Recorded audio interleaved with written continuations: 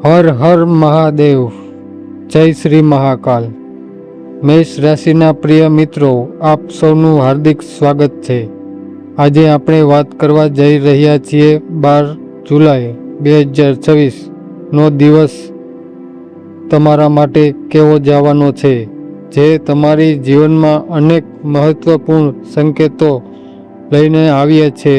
આજના ટેરો કાર્ડ્સ દર્શાવે છે કે સમય હવે ધીમે ધીમે તમારા પક્ષમાં વળવા લાગ્યો છે। છેલ્લા ઘણા દિવસોથી તમે જે મહેનત કરી રહ્યા છો, જે જવાબદારીઓ નિભાવી રહ્યા છો અને જે સપનાઓ સાકાર કરવા માટે સતત પ્રયત્ન કરી રહ્યા છો, તેનું પરિણામ હવે ધીમે ધીમે તમારી સામે આવવાનું શરૂ થઈ શકે છે। આજનો દિવસ તમને એક સાથે અનેક જવાબદારીઓ આપી શકે છે।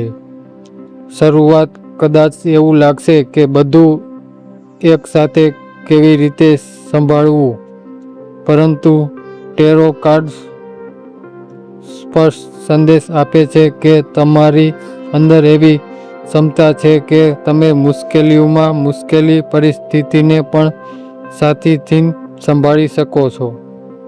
આજે ગભરાવાની જરૂર નથી, પરંતુ સમજદારીથી દરેક કાર્યને પ્રાથમિકતા આપવાની જરૂર છે। જો તમે નોકરીમાં છો તો આજે કોઈ વિશિષ્ટ અધિકારી તમારી કામગીરી પર ખાસ ધ્યાન આપી શકે છે। શક્ય છે કે તમને નવી જવાબદારી સપનામાં આવે અથવા કોઈ મહત્વપૂર્ણ પ્રોજેક્ટમાં સામેલ કરવામાં આવે તો શરૂઆતમાં આ જવાબદારી થોડી ભારે લાગશે, પરંતુ યાદ રાખો કે આવી તક દરેકને મળતી નથી। તમારી મહેનત અને નેતૃત્વ ક્ષમતા તમને બીજા લોકોની અલગ ઓળખાણ આપી શકે છે। જો તમે વેપારી કરો છો તો આજે કોઈ નવી યોજના, નવો ગ્રાહક અથવા કોઈ મોટો સોદો તમારી માટે ભવિષ્યમાં લાભદાયક સાબિત થઈ શકે છે।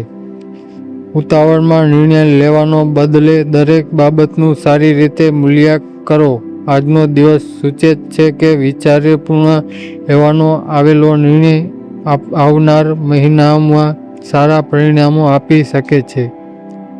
ટેરો કાર્ડ્સ એ પણ કહે છે કે છેલ્લા કેટલાક સમયથી તમે જે લક્ષ્ય માટે સતત પ્રયત્ન કરી રહ્યા હતા, તેમાં હવે આશાની નવી કિરણ દેખાવાની શરૂઆત થઈ શકે છે।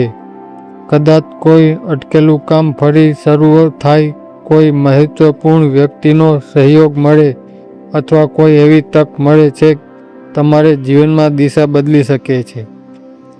આજે સાથે મોટી જરૂરત છે આત્મવિશ્વાસ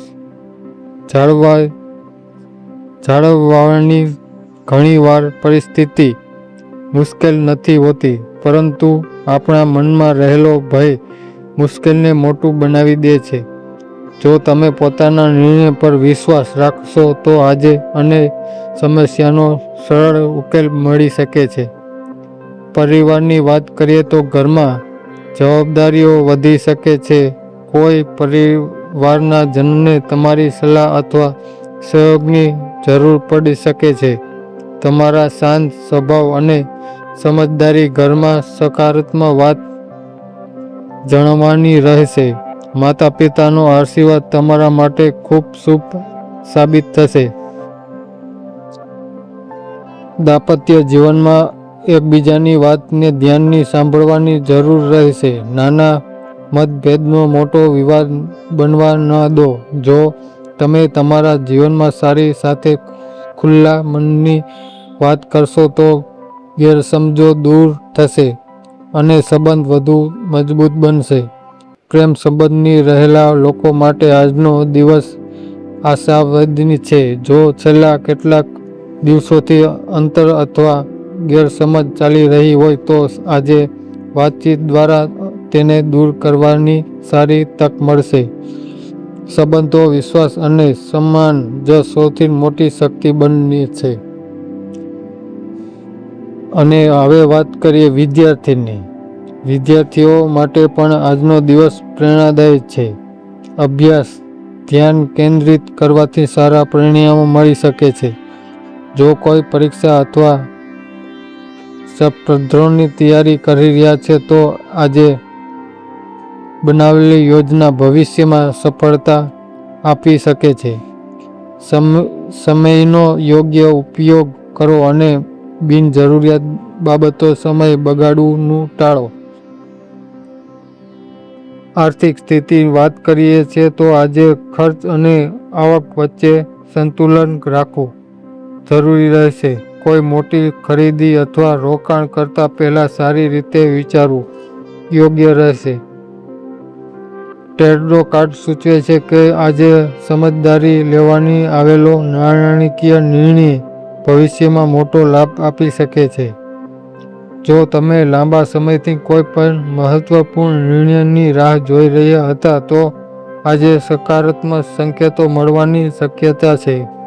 કોઈ અટકેલા ફાઇલ આગળ વધી શકે છે. ઇન્ટરવ્યૂનું પરિણામ અનુકૂળ આવી શકે છે અથવા લાંબા સમયથી અટકેલી યોજના ફરી શરૂ થઈ શકે છે.